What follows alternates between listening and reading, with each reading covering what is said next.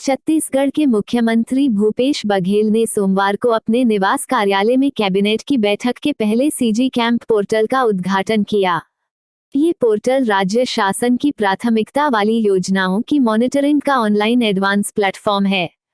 इस पोर्टल में मुख्य रूप से शासन की सर्वोच्च प्राथमिकता वाली योजनाओं में शामिल गोधन न्याय योजना, मुख्यमंत्री हाट बाजार क्लिनिक योजना, मुख्यमंत्री सुपोषण अभियान, सीजीई डिस्ट्रिक्ट, मुख्यमंत्री शहरी स्लम स्वास्थ्य योजना, नरवा, गरुवा, घुरवा, बाड़ी योजना की ऑनलाइन मॉनिटरिंग की जाएगी। सीजी कैंप पोर्टल के माध्यम से प्राथमिकता वाली योजनाओं की किसी भी जिले की विभिन्न समय अवधि की प्रगति, जिलों की प्रगति का तुलनात्मक आंकलन किया जा सकता है। ये एकीकृत डैशबोर्ड में वास्तविक समय पर राज्य की प्रमुख योजनाओं की जानकारी उपलब्ध होगी। इसके माध्यम से योजनाओं के क्रियान्वयन और निगरानी का कार्य होगा। आम जनता की शिकायतों के निराकरण के लिए जन शिकायत पोर्टल तैयार किया गया है। जन शिकायत पोर्टल पर कोई भी व्यक्ति अपनी शिकायत ऑनलाइन दर्ज करा सकता है। पोर्टल द्वारा रजिस्ट्रेशन कर आम नागरिक अपनी शिकायत दर्ज कर सकते हैं। शिकायतों की जानकारी, निदान और मॉनिटरिंग के लिए जिलेवार, विभागवार जानकारी डैशबोर्ड पर उपलब्ध होगी। कटघोरा से अरविंद शर्मा की रिपोर्ट।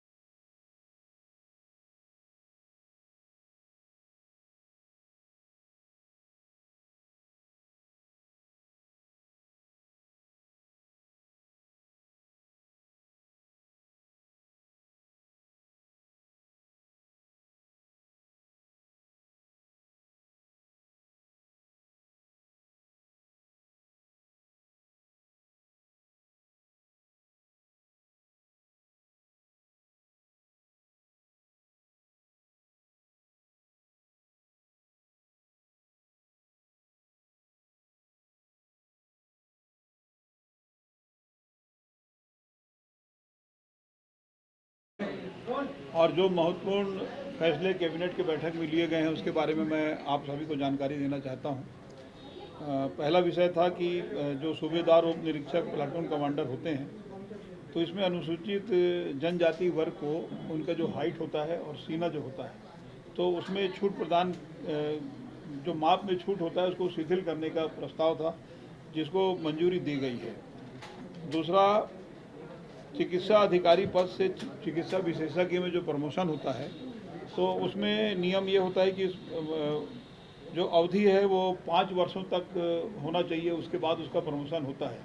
तो ऐसे विशेषज्ञ बनाए जाने के लिए हमारे पास जो वर्तमान में मेडिकल ऑफिसर हैं, वो उनकी कमी है, जो 5 साल का अनुभव रखते हैं, तो उनको वन टाइम छूट के हिसाब से 2 वर्ष के अनुभव वाले को भी पात्रता रहेगी। तीसरा, दंत चिकित्सालय और पदोन्नति के संबंध में डायरेक्ट पीएससी के माध्यम से सीधी भर्ती करके पदोन्नति वाले पद को भर्ती किए जाने का भी इसमें निर्णय लिया गया है।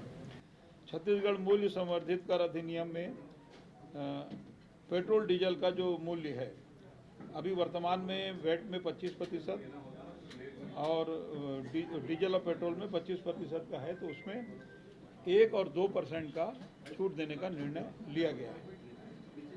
1% की कमी मान्य की गई है पेट्रोल में और 2% की कमी मान्य की गई है डीजल में। समर्थन मूल्य जो है 1940, कॉमन वैरायटी और ग्रेड ए 1960। 1 दिसंबर 2021 से 31 जनवरी 2022 तक धान की खरीदी होना है और मक्का का समर्थन मूल्य है 1870 रुपये। अब जो मात्रा है वो धान का है प्रति एकड़ 15 क्विंटल और मक्का के लिए प्रति एकड़ 10 क्विंटल निर्धारित किया गया है। लगभग 105 लाख यानी 1 करोड़ 5 लाख मीट्रिक टन धान की खरीदी इस बार अनुमानित है और इसके लिए व्यापक प्रबंध किए गए हैं और 1 तारीख से ये सुचारू रूप से इसको प्रारंभ किया जाएगा। खरीफ विपणन इस साल यानी 21-22 में धान उपार्जन के संबंध में जो प्रतिभूति जो गारंटी राज्य सरकार लेती है, तो उसको रिन्यूअल किया है 14,700 करोड़ का और ये 31/10/2022 तक के लिए इसको रिन्यूअल किया गया है। अब धान उपार्जन 20-21 में जो सहकारी समितियों का जो मांग है कि जो नुकसान हुआ है, जो घाटा हुआ है, उसकी भरपाई होना चाहिए। कोरोना काल में धान जो है वो लेट उठाव हुआ, उसके कारण भी उनको परेशानी आई, तो ये एक बार खाली एक बार के लिए इसमें लगभग 250 करोड़ रुपए की राशि प्रावधानित किया गया है ताकि इस समस्या का निराकरण हो सके, घाटे की पूर्ति हो सके, उसका हिसाब किताब का मिलान हो जाए और आगे धान खरीदी केंद्र में बाकी सारे लोग मिलकर फिर आगे धान खरीदी का काम करें। तो लगभग 250 करोड़ का प्रोविज़न इसमें किया गया है। अब जो 19-20 में कस्टम मिलिंग अनुबंध की बचत, धान की मात्रा का निस्तारीकरण, तो जो पेनाल्टी था वो पेनाल्टी को माफ़ कर दिया गया है। ये किसके ऊपर था पेनाल्टी? राइस मिलर्स के ऊपर। और ये जो वन टाइम सेटलमेंट था परिवहन विभाग का, कि जो पुराने टैक्स वगैरह नहीं पटाए थे, तो जिसके कारण उनको मतलब फाइन लगता था, तो वो ना करके उसको एक मुश्त निपटान में वन टाइम सेटलमेंट की जो अवधि थी ये 31 मार्च 2022 तक के लिए बढ़ा दी गई है।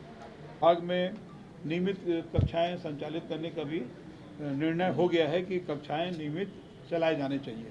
मतलब पहले ये तय हुआ था कि एक दिन 50%, सेकेंड दिन फिर 50%, तो अब नियमित रूप से सभी लोगों को उपस्थित रहने की बात उसमें अभी निर्णय हो गया है।